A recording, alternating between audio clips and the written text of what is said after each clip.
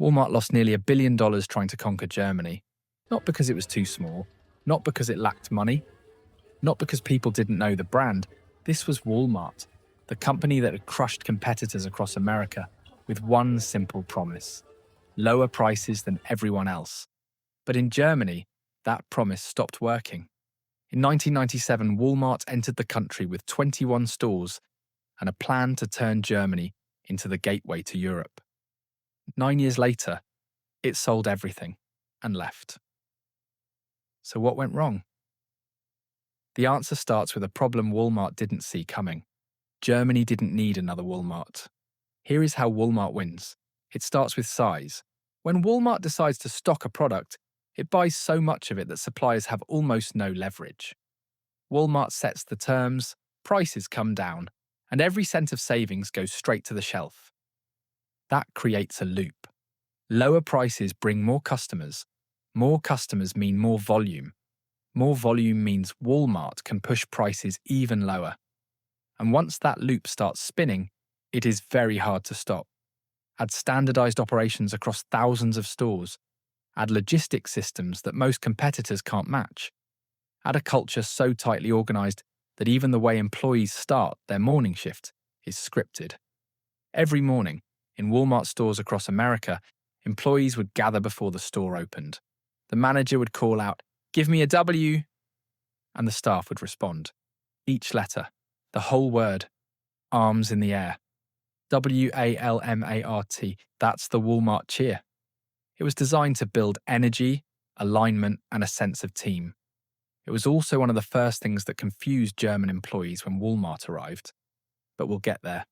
Germany looked like a perfect target, the largest economy in Europe, more than 80 million consumers, a country known for caring about value, a huge market full of price-conscious shoppers, exactly the kind of place Walmart thought it could win. In December 1997, Walmart paid approximately $1 billion to acquire Wertkauf, a German hypermarket chain with 21 stores. The following year, it acquired Interspar, the German hypermarket division of Spar AG, adding roughly 74 more stores. In less than 18 months, Walmart had nearly 100 locations across Germany. What it didn't have was a real reason for German consumers to choose it over the competition. And the competition was not what Walmart expected. Germany didn't just have discount retail, Germany invented it. Aldi, short for Albrecht Discount, was founded in the early 1960s by two brothers, Karl and Theo Albrecht. They split the business into Aldi Nord and Aldi Süd, and together built something that would become a model for discount retail worldwide. The Aldi formula was radical in its simplicity.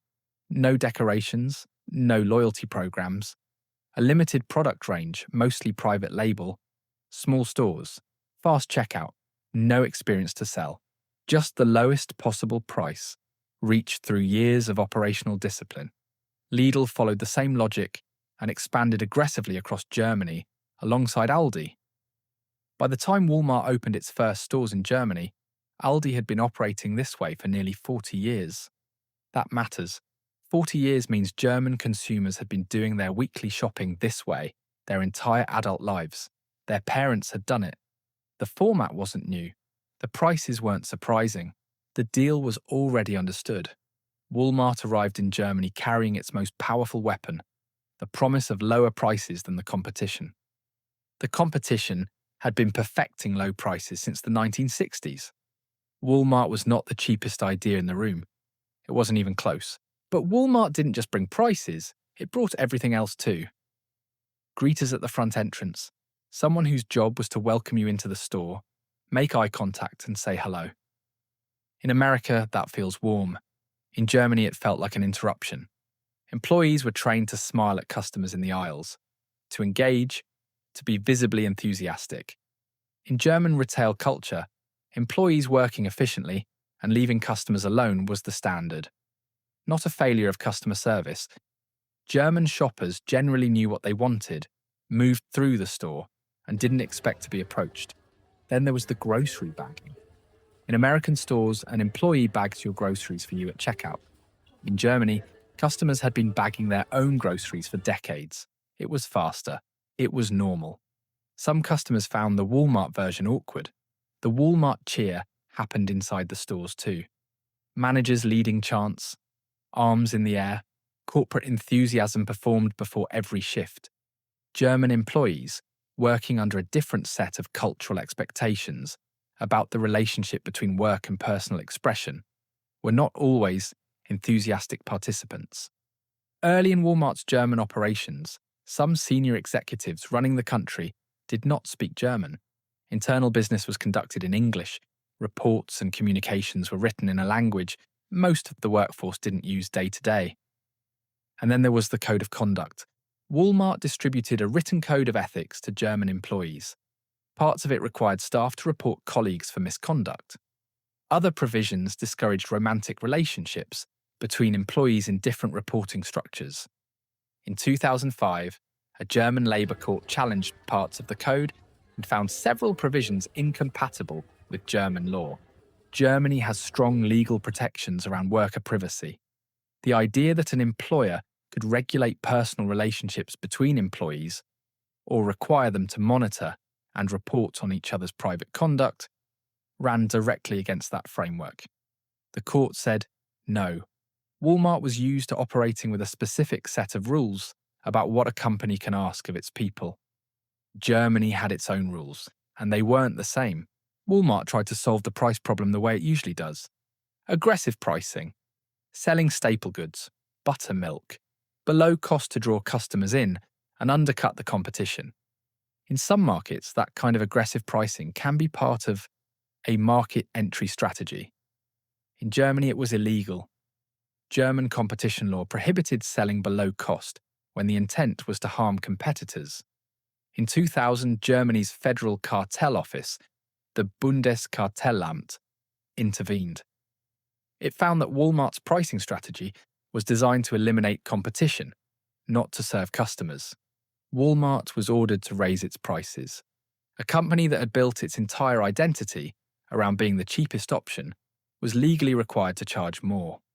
Walmart kept trying. New executives, reorganized management, store renovations, more expansion. None of it changed the fundamental equation. In markets where Walmart succeeds, there comes a point where sheer size becomes the argument. You shop at Walmart because it's everywhere, and cheaper than everywhere else. The scale creates its own momentum. In Germany, that momentum never built. Aldi and Lidl were already everywhere. They were already cheaper in many categories, and they had something Walmart could not buy: 40 years of German consumer trust. More stores could not fix a strategy that consumers had no real reason to choose. In July 2006, Walmart announced it was leaving Germany. It sold its 85 remaining stores to Metro AG. The company reported a write-down of approximately $863 million on the transaction. Total estimated losses across the 9 years of German operations have been put at around $1 billion. Walmart had been in Germany longer than some of its German employees had been alive when they started working there.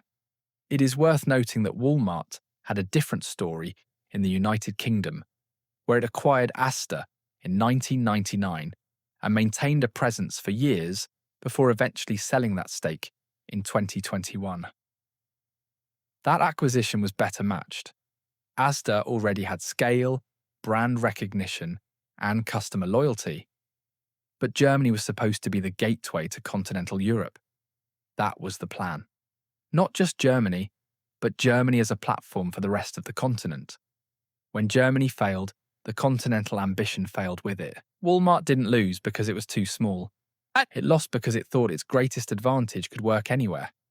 In America, Walmart disrupted markets that weren't prepared for it. It arrived before the competition had time to build defenses.